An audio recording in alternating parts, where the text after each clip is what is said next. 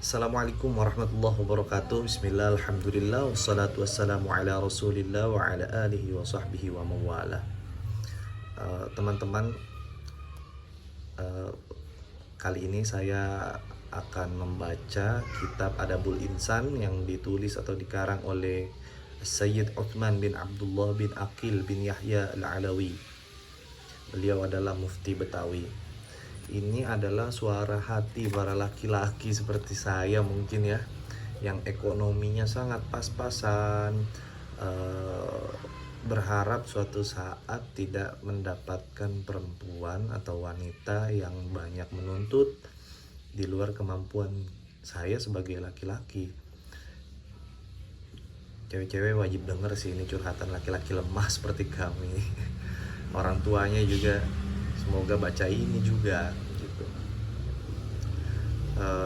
Video ini hanya untuk berbagi. Kalau yang nggak setuju ya silahkan, kalau yang nggak suka juga silahkan. Ini mah dalil-dalil orang lemah dan nggak mampu aja teman-teman. Bismillahirrahmanirrahim. Pasal yang ke-19. Jadi pasal ini ada beberapa pasal. Ini adalah pasal ke-19, tepatnya ada di halaman 22. Saya bacakan. Adab orang yang mengawinkan. Bermula perkara lamar-melamar, maka apabila yang punya anak-anak perempuan, buat bapak ibu nih yang punya anak perempuan, sudah suka menerima yang melamar anaknya, kalau udah ada nih orang cowok yang suka dan melamar anaknya, maka sebaiknya janganlah terlalu diberatkan orang belanja atau lain-lain permintaan. Jangan kebanyakan permintaan, Bu, Pak. Cewek-cewek tolong baca dan dengarkan. Melainkan jika yang melamar ia daripada orang yang mampu. Tapi kalau mampu ya sok atuh, nggak apa-apa. Di sini kan case-nya kalau nggak mampu, bingung juga. Oke. Adapun jika orang yang tiada mampu atau tidak mampu, maka yaitu menjadi suatu keberatan. Iyalah, kalau kita diminta sesuatu tapi di luar kemampuan kita, ya kita berat banget rasanya. Menjadi suatu keberatan atasnya menanggung utang, kalau bisa jadi hutang nantinya. Atau menjual banda, bisa menjual banda yang ada. Atau menjadi sebab orang yang tak jadi nikah atau tak jadi kawin. Kalau dimintanya keberatan, lama-lama laki-laki bisa mundur, Neng. Laki-laki bisa mundur, Pak. Laki-laki bisa mundur, Bu. Jangan berat-berat minta ke calon suami, ke calon mantu tuh jangan berat-berat, kasihan, semampunya aja.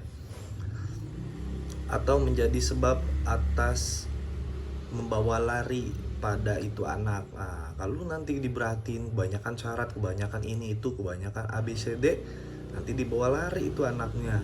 Ini Habib Utsman udah dari kapan tahu, udah sekian waktu beliau dari zaman dulu udah jelasin kayak gini. Berarti hal-hal kayak gini udah terjadi di zaman dulu. Pada itu anak perempuan nanti dibawa lari. Jika suka sama suka, maka sekalian itu sebabnya yaitulah keberatan permintaan adanya. Kalau udah sama suka sama suka itu gimana, udah cinta tapi orang tua kebanyakan syarat, lama-lama nggak ngerestuin karena cowoknya susah, kawin lari dah tuh jadinya, jadi zina dan segala macam. Jangan susah-susah, Pak, Bu, Neng.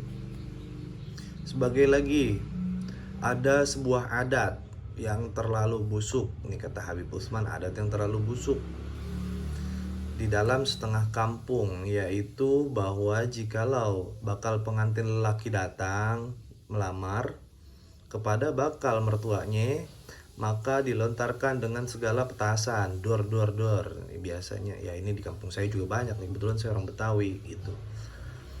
Hingga setengahnya dapat terbakar kain, baju bakal pengantin, gaun pengantin takut kena gitu.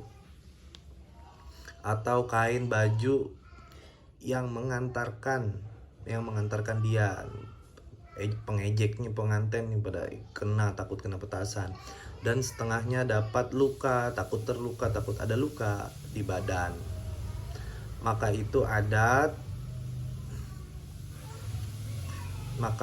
begitu rupa terlalu jahat menurut Habib Utsman, maka patut dilarang oleh polisi adanya. Makanya main petasan kadang-kadang diomelin sama polisi tuh. Sebaiknya orang yang mengawinkan bahwa ia mengerjakan kawin dengan sekedar kuasanya, semampunya aja. Tuh teksnya tuh ya, sekedar kuasanya, yang patut pada halnya, ya sesuai keadaannya aja. Maka jangan terlalu menuruti kemauannya orang-orang perempuan. Tuh, di Habib Utsman yang ngomong, bukan saya. Kemauan orang perempuan tuh kadang-kadang emang banyak banget nuntutnya, banyak banget maunya. Dikasih satu minta dua, dikasih dua minta empat, kadang-kadang begitu kan. Ini yang ngomong Habib Utsman, bukan saya. Sekali lagi disclaimer nih ya. Nggak ada yang berani juga kan kalian menyalahkan Habib Utsman, mufti Betawi, ulama masyhur, waliullah. Sebab kebanyakan orang-orang perempuan tiada mengetahui dan tiada merasai kesusahan mencari dan keberatan menanggung utang adanya. Nyari laki-laki neng, yang utang laki-laki, ntar kita yang puyeng nih sebagai kaum laki-laki kalau mau nikah. Hai bapak-bapak calon mertua, bapak ibu-ibu calon mertua, tolong baca ini. Ini sambil bercanda aja teman-teman. Ini mah curhatan suara cowok nggak jelas kayak saya aja. Sebagai lagi tiap-tiap orang yang mengawinkan, maka yang amat diharap olehnya yaitulah keselamatan pekerjaannya, dengan tiada kurang-kurang apa-apa di dalam hal pengantin. Udah, yang penting mah cukup rukun, cukup syarat. Terus ya kalau mau bikin resepsi ya semampunya, seadanya, nggak usah lebih-lebihin, berat nanti. Dan hal tetamunya yang kita undang ya nggak kecewa lah, tapi juga jangan maksain. Dan hal barang-barang penjaminnya, tapi yang diharap pendapatannya itu keselamatan, yaitu daripada Allah Ta'ala jua. Udah, keselamatan aja yang diharap dari Allah Ta'ala yang kuasa atas sekalian hambanya, dan ialah yang memberi us dengan memberi manfaat atau memberi darurat atau menjauhkan darurat dengan lantaran tiada dengan lantaran. Jadi intinya kita baca yang tadi, orang tua tuh jangan menyusahkan. Kita balik lagi, saya ulang lagi sedikit. Apabila perkara melamar, apabila yang punya anak perempuan sudah suka menerima yang melamar anaknya, maka sebaiknya janganlah terlalu diberatkan orang belanja atau lain-lain permintaan, melainkan jika yang melamar ia daripada orang yang mampu. Kalau mampu, kalau enggak jangan minta apa-apa. Cukup rukun-rukun aja, syarat-syarat aja, yang penting sah. Kadang-kadang dulu ini alasannya banyak kan begini nih, biasanya yang saya temui nih dari curhatan teman-teman ya. Apalagi dia bukan anak pertama nih, perempuan di keluarga itu. Dulu empoknya, calon mertua nih biasanya ngomong begini, dulu empoknya mas kawinnya 50 gram, dibawain duitnya 50 juta tuh kalau orang Betawi begitu. Belum seserahan, belum ini, belum itu. Masya Allah. Untuk orang-orang lemah kayak saya, uang dari mana sebanyak itu? Pasti juga nggak, orang-orang lemah keadaan kayak saya nih, nggak saya doang, pasti banyak cowok-cowok di luar sana. Saya mewakili suara hati para laki-laki lemah yang ada. Ya semoga apa yang kita baca nih bisa bermanfaat. ada yang nonton syukur, enggak ya nggak apa-apa juga. Saya pengen berbagi aja apa yang saya temui ini. Saya baca ini sebetulnya udah lama, cuman kayak iseng pengen baca lagi, buka lagi buku ini atau kitab ini, kitab Adabul Insan. Ini perilaku jadi kalau mau belajar jadi orang baik, mau belajar jadi wali, ikutin kitab ini, insya Allah gitu jadi orang baik. Kita ikutin semua kitab ini.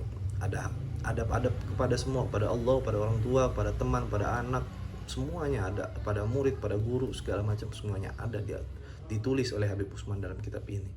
Semoga bermanfaat ya teman-teman. Cukup sekian dari saya.